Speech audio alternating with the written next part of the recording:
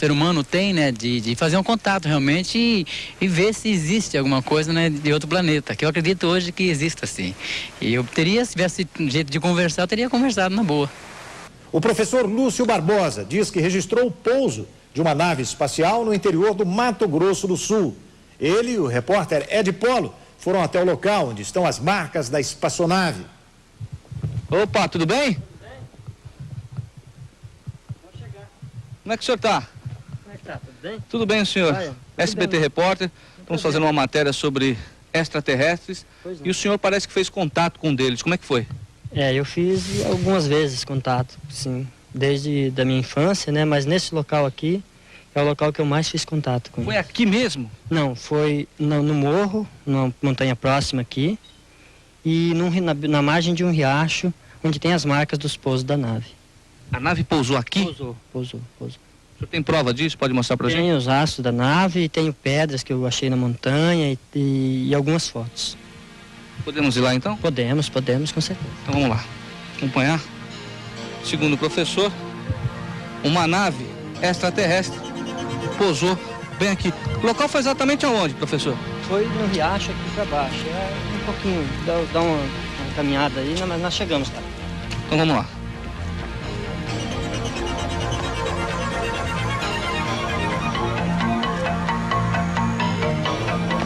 É ali, ó. É aqui? Bem... Aqui, ó. É aqui.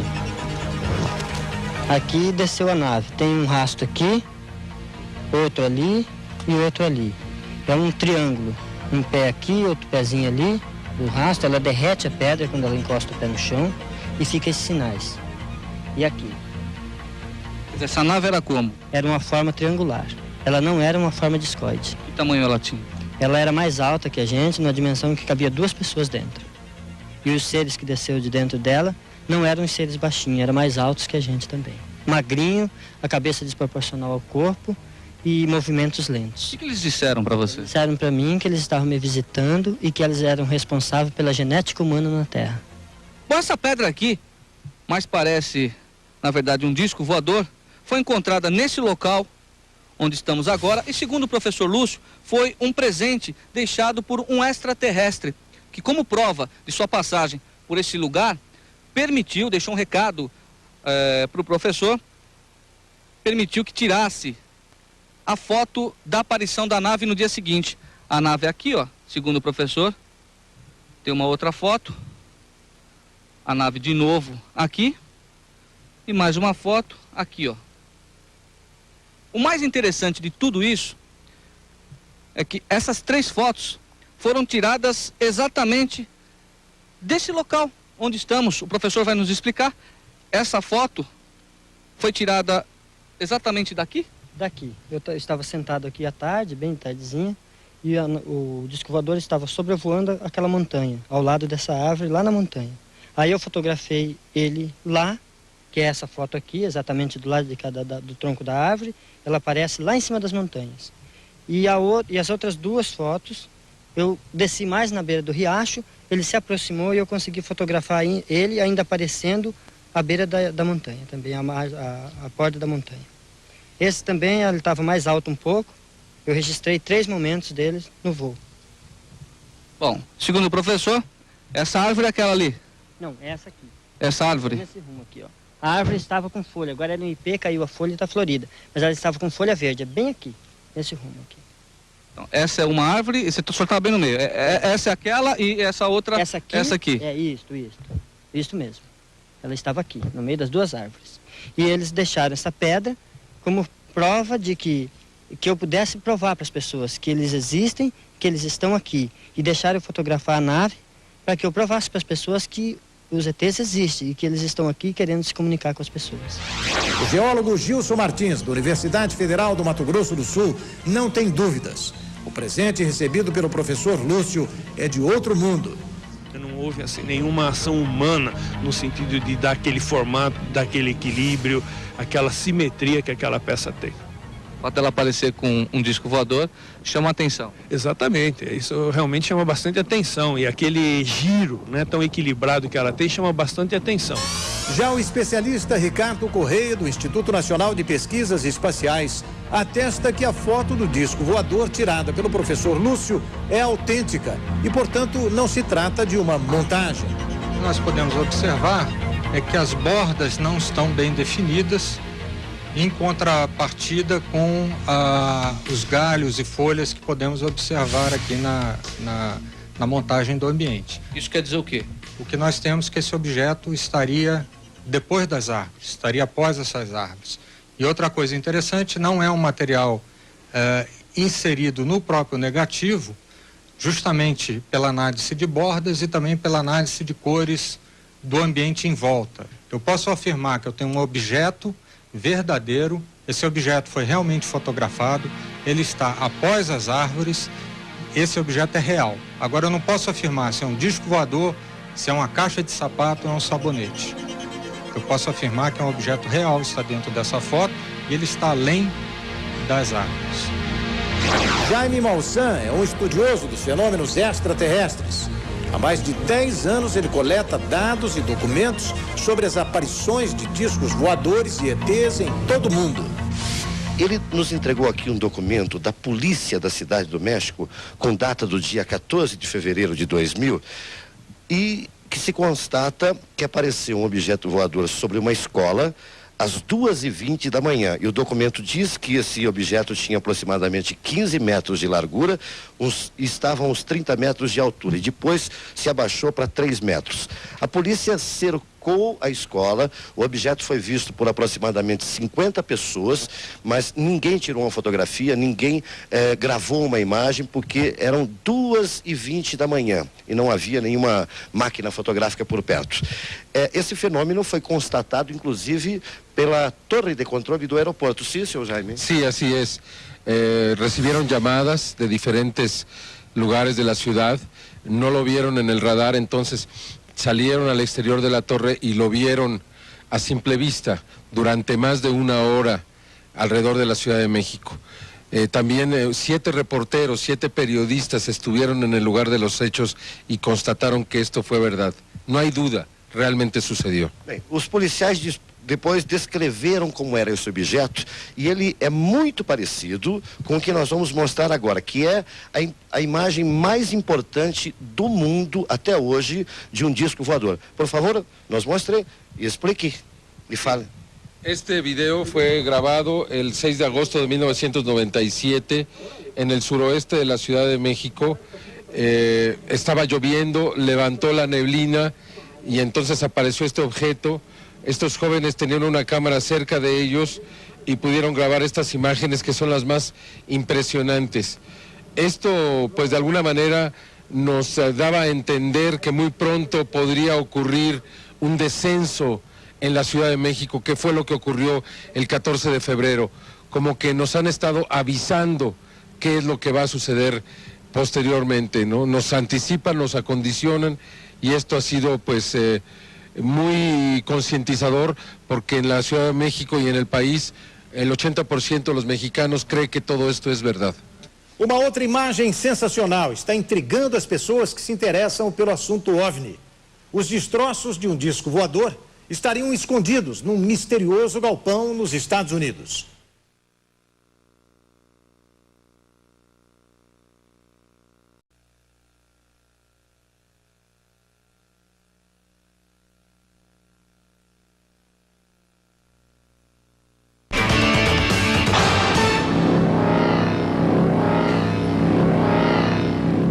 No mundo todo, a ufologia fascina o público. No Brasil, o interesse pelo assunto é tanto que uma das revistas de grande circulação no país é exatamente aquela que trata dos OVNIs. E foi a revista UFO que conseguiu os direitos do extraordinário filme sobre o que seria o interrogatório de um extraterrestre e que vamos reexibir agora. A seguir, você vai acompanhar a repercussão em todo o mundo.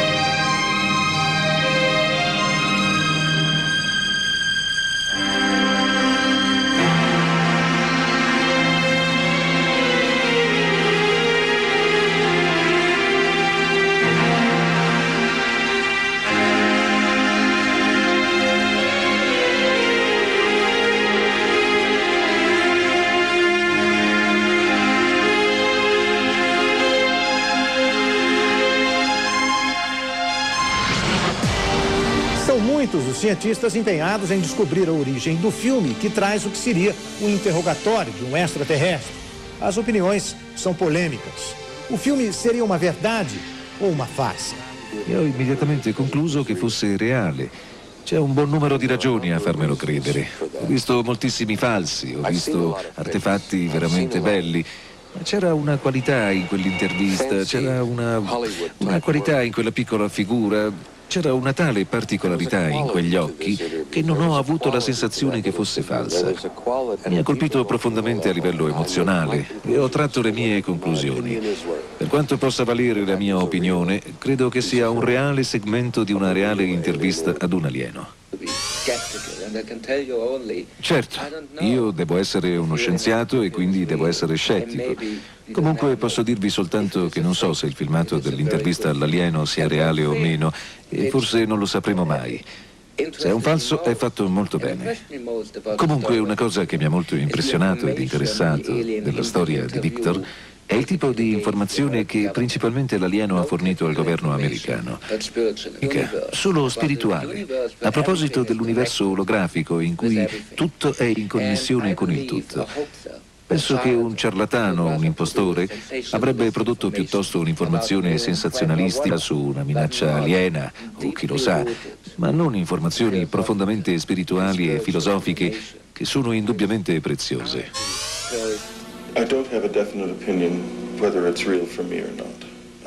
Non ho un'opinione definitiva se sia reale o meno. Non ho idea di che cosa possa essere.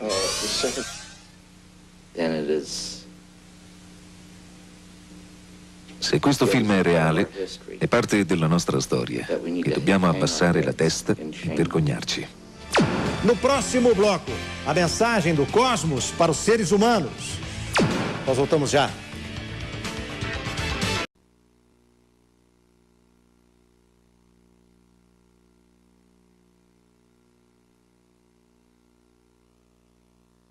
Em ufologia, o repórter Christian Coach vai ao Ceará, onde faz uma descoberta incrível. Ali, um professor guarda 7 chaves, o que é talvez a mais importante prova da existência de vida fora da Terra.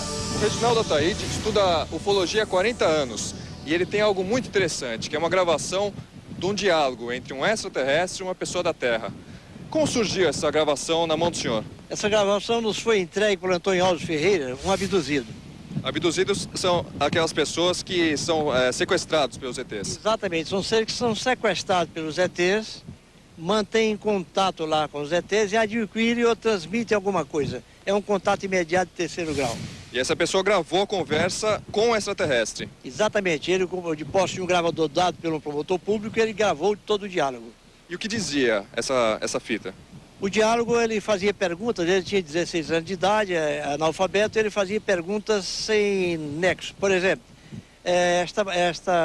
o seu rosto é assim e você usa máscara. De onde vocês são? O que vocês querem fazer aqui? O que vocês querem comigo? E o que eles responderam? Eles responderam que eles eram de Próton, um planeta de fora do nosso sistema solar, e que estariam aqui fazendo observações, e que ele havia sido escolhido para tal. Como é que era a fisionomia desse extraterrestre? Ele tinha a cabeça grande, cabelo, esses eram cabeludos, tinha os olhos grandes, boca fina, nariz pequeno, corpo disforme para o tamanho da cabeça.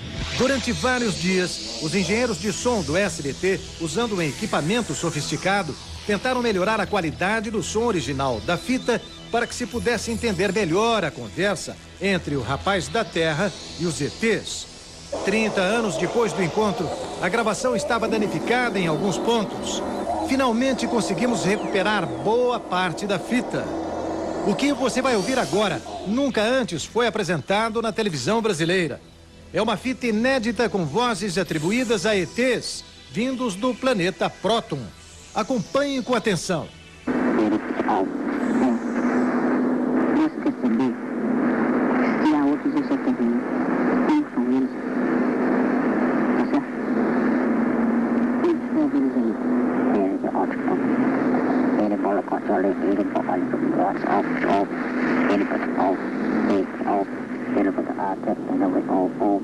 E como era a nave por dentro? A nave por dentro, segundo a declaração, ela era muito luminosa e o céu, como ele falou, que era o teto da nave, era muito escuro.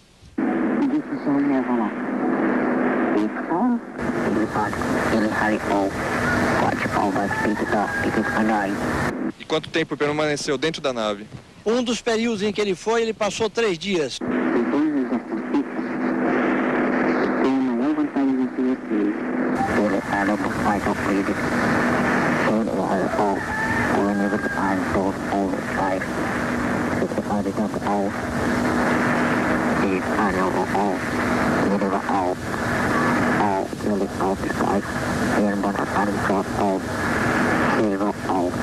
Como ele entendia a linguagem dos ETs?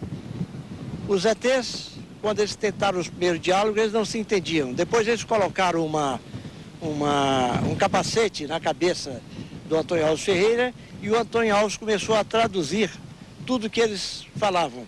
E eles também, automaticamente, traduziam tudo que o Antônio Alves Ferreira falava em português.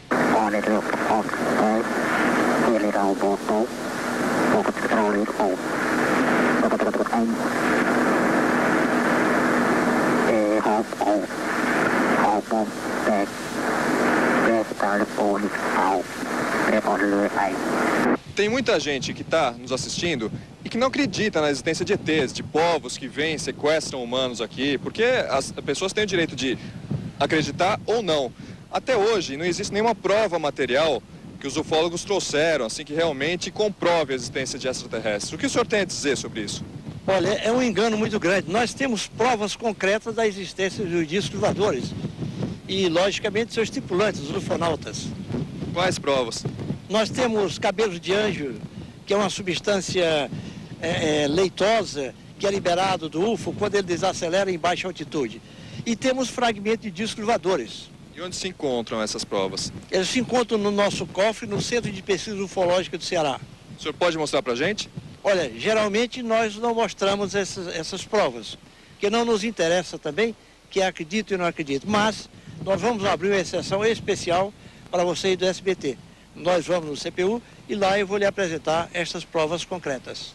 Ok, bom, ele está dizendo que existe um pedaço de nave espacial, então vamos lá ver.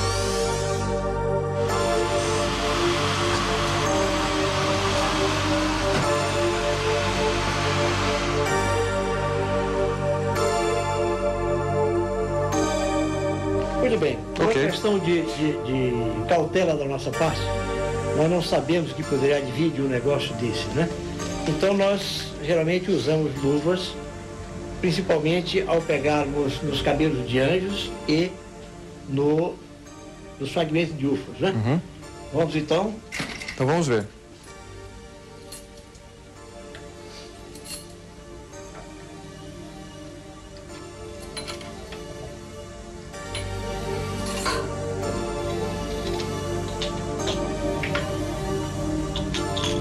Esse qual é? Estes são os fragmentos de discos voadores. Eram 3. Nós entregamos um para um colega nosso dos Estados Unidos para fazer uma análise e não nos enviou ainda o que poderia ser. Porque eu vou ser sincero, para mim parece apenas um pedaço de metal comum, até bem leve como alumínio. O senhor fez uma análise nisso? Bom, nós mandamos para os Estados Unidos fazer a análise e nós não recebemos ainda o resultado dos norte-americanos. Entretanto, nós sabemos que é alumínio, porque a composição, os metais de todo o cosmos são os mesmos que temos na Terra. Vai depender da qualidade, da quantidade de pureza, percentual de pureza de cada metal usado em outros planetas. Mas todos os metais existentes na Terra existem no cosmos. E como o senhor conseguiu isso? Isso aqui foi um objeto discoidal que explodiu há 30 anos atrás. Discoidal é um tipo de disco? De disco. Em Goiás, numa fazenda. Então, depois o exército foi lá, cercou, proibiu as pessoas de entrar e sair no local. E pegaram todos os pedaços que existiam. Depois, alguns ufólogos foram lá, balançaram as folhas das árvores e as palmeiras e caíram alguns fragmentos. Alguns, quase 300 fragmentos. Esses fragmentos foram distribuídos entre ufólogos, os mais destacáveis, né? E nós ficamos com 3 fragmentos, dos quais um, como eu falei, foi enviado para os Estados Unidos. Então o senhor foi no local que a princípio teria caído um disco voador? Exatamente. Balançou as árvores para ver se tinha alguma coisa, porque o pessoal da segurança já tinha retirado tudo. Exatamente. E caíram esses pedacinhos aqui. Não só eu, vários ufólogos estiveram no local fazendo isso. Ufólogos ou não, curiosos e tudo mais. Ok. Bom, para quem acredita, está aqui, pedaço de um disco voador. Dá para calcular mais ou menos que tamanho que tinha essa nave por esse... Não, segundo nos informaram lá, ela deveria ter aproximadamente uns 5 a 6 metros de diâmetro, né? E o formato? Discoidal. Disco, de forma de disco. Disco voador. Bom, o senhor falou que tem mais alguma coisa para mostrar pra gente. Sim, além dos fragmentos de discos voadores, nós temos cabelos de anjo. Tá, então vamos guardar direitinho, porque realmente, se for comprovado, isso daqui viajou anos-luz, né? Então, com cuidado aqui, dá licença.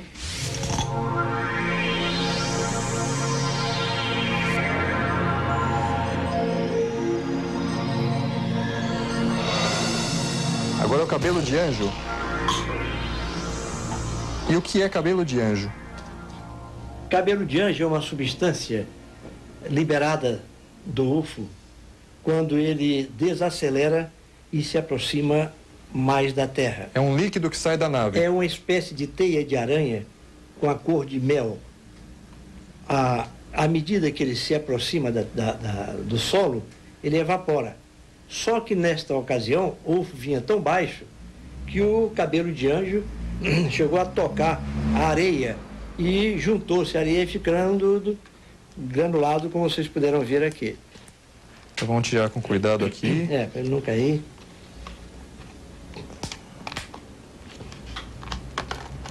Pronto. Isso é uma das provas que nós temos mais ciúme no CPU. Porque... Quase, hein? Bom, tá aqui. Porque... Isso, deixa eu ver se eu entendi direitinho. Pois não. Quando o disco pousa ou decola, ele libera uma substância, um líquido, que em contato com o solo deu origem, no caso a areia, deu origem a essa pedrinha aqui. Ele, não são todas as vezes que ele toca o solo. Que quando o UFO desacelera na sua aterrissagem, ele automaticamente libera essa substância que nós não sabemos o que seja. Isso aqui ainda não foi feita nenhuma análise? Neste caso, o UFO estava tão baixo que a substância, o cabelo de anjo, chegou a tocar na areia da praia do Futuro, e juntou a areia, granulou. Você vê que tem fragmentos de areia aqui, ó, pedaços com areia, né? E pedaços, o cabelo de anjo praticamente puro. Isso aqui é uma raridade. Alguns americanos já estiveram aqui e tentaram levar pedaços dessa substância para eles. E nós não demos, porque isso deve ficar no Brasil. É nosso. Quer dizer, o senhor não vende de jeito nenhum, não isso daqui vendo, não troco. O patrimônio aqui do centro. É um dos mais importantes que nós temos aqui no centro de pesquisa.